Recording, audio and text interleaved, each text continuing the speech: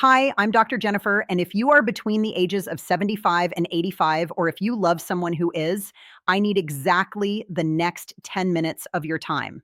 Because what I'm about to share with you today is something I've seen with my own eyes over and over in clinic after clinic for more than 2 decades.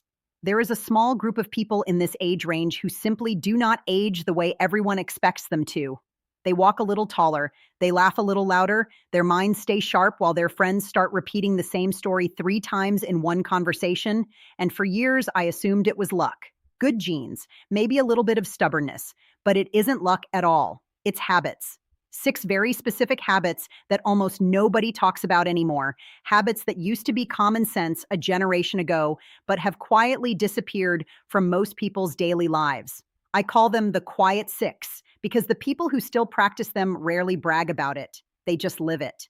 And by the end of this video, you are going to know exactly what they are, why they matter so much more after 75 than at any other point in life, and how you can start doing every single one of them starting today. No gym membership, no expensive supplements, no complicated routine required. So stay with me because thing number 3 completely changed the way I talk to my own patients. And thing number 5 might be the one thing standing between you and the next 10 healthy years of your life. Let's get into it.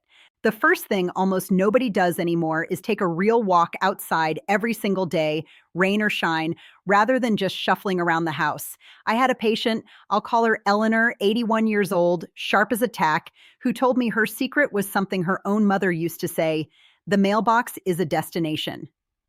Every single day, no matter the weather, Eleanor walks to her mailbox and back, and on good days, she keeps going around the block. That's it. No fitness tracker, no fancy shoes. But here's what's happening in her body while she does that. Walking outdoors, even slowly, stimulates circulation to the brain, strengthens the muscles around aging joints, and exposes her skin to natural sunlight, which helps her body produce vitamin D, something that becomes harder to absorb as we get older and that's tied directly to bone strength and even mood. Most seniors in this age group move less than 15 minutes a day total. Eleanor moves almost an hour, broken into small walks. She isn't training for a marathon. She's training her body to remember that it still knows how to move. The second thing is lifting something heavier than a coffee cup at least a few times a week. I know that sounds almost silly, but stay with me. After 75, the body can lose almost 1% of its muscle mass every single year if nothing is done to stop it. And that loss is exactly what leads to falls, fractures, and that frightening loss of independence so many families fear. I have a patient named Walter, 83, who keeps a pair of soup cans on his kitchen counter, literally canned soup, and twice a day while his coffee brews, he does slow arm curls, 15 on each side. He calls it his kitchen gym. It costs him nothing and takes him 90 seconds. But that tiny bit of resistance, done consistently, is enough to preserve the muscle that keeps him steady on the stairs, strong enough to carry his own groceries, and confident enough to keep living in his own home instead of moving into assisted living, which is exactly what his children worried about 3 years ago. The third thing, and this is the one that changed how I practice medicine, is staying socially connected on purpose, not by accident. So many of my patients wait for the phone to ring. The ones who thrive go out and make the call themselves. I have a patient, Dorothy, 84, who started what she calls her Tuesday table, a standing coffee date with 3 other women from her old church every single Tuesday at 10 in the morning, rain or shine. No excuses. When I asked her why it mattered so much, she said something I'll never forget. Loneliness doesn't kill you quickly, doctor. It kills you slowly, one quiet afternoon at a time. And the research backs her up completely. Chronic isolation in older adults has been linked to a risk of early death comparable to smoking 15 cigarettes a day. 15 cigarettes a day just from being alone too often. Dorothy isn't just having coffee, she is literally adding years to her life, one Tuesday at a time. The fourth thing is feeding the brain something new to chew on, not just feeding the body. Crossword puzzles are fine, but the seniors who stay the sharpest are doing something more active than that. They're learning.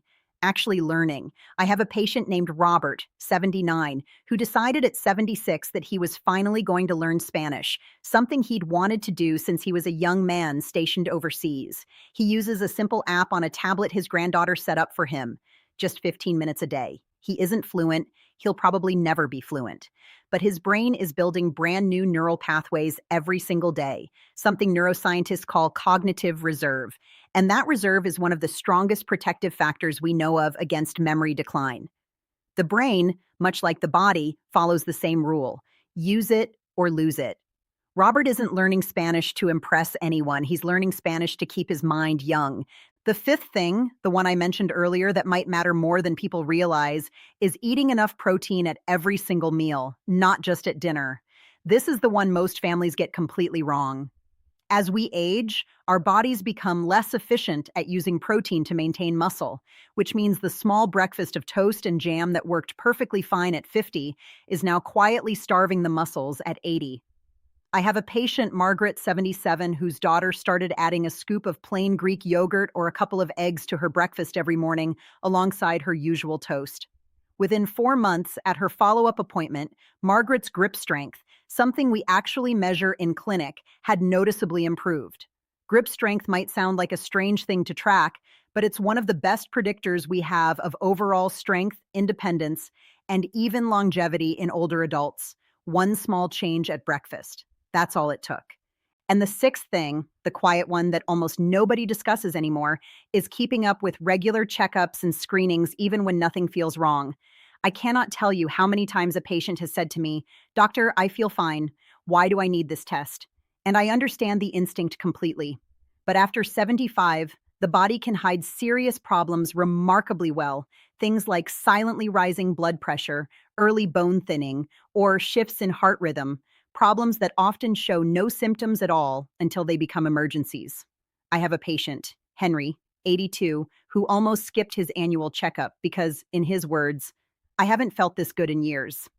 That single checkup caught an irregular heart rhythm early, something called atrial fibrillation, that we were able to manage with simple, well-tolerated medication before it ever became a stroke.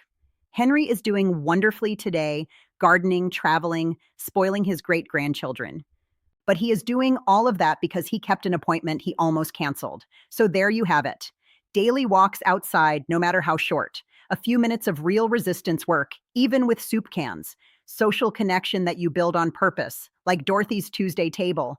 Active learning that keeps building new pathways in the brain, like Robert and his Spanish lessons. Real protein at every meal, not just at dinner. And regular checkups even, especially when you feel perfectly fine. None of these six things require a special diet, an expensive program, or a complete overhaul of your life. They require consistency, and they require starting. Today, not someday. Now, before you go, I want you to do something for me. I want you to pick just one of these six things, the one that feels easiest for you to start this week, and I want you to actually do it. Not next month, this week. If it's the walk, go take it right after this video ends. If it's the phone call to an old friend, make it today. Small, steady choices are exactly what built every single success story I shared with you, and they can absolutely build yours too. And of course, before starting anything new, especially new exercise or changes to your diet, please do check in with your own doctor, who knows your specific health history far better than any video ever could. If this video helped you, even just a little, please consider giving it a thumbs up so that more families and more seniors can find this information when they need it most.